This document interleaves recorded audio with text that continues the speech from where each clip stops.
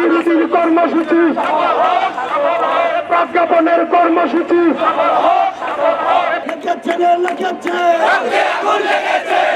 রুচির সংগ্রাম ঐক্যবদ্ধ সংগ্রাম।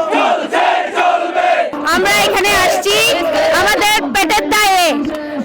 আমাদের সংসার এই ৮,২০০ টাকা বেতনে চলে না। আমাদের পে কমিশন গঠন করেছে এবং নবম পে স্কেল বাস্তবায়নের জন্য ওনারা বিভিন্ন সংগঠনের সাথে ওনারা বসেছিল এবং এখন বর্তমানে তারা টালবাহানা শুরু করেছে। গত পরশুদিন অর্থ উপদেষ্টা বলেছেন যে আমাদেরকে যথেষ্ট পরিমাণের টাকা তারা রেখেছে। তাহলে আমাদের কথা হলো, আপনি যেহেতু টাকা রাখতে পেরেছেন তাহলে আপনি এটা বাস্তবায়ন করতে পারবেন না কেন?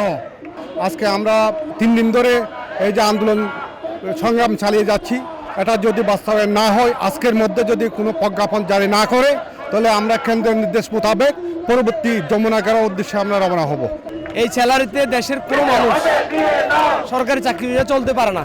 আমি এমনও দেখেছি আমাদের সাথে চাকরি করে রাতের রিক্সা চালায়, পাঠাও চালায়।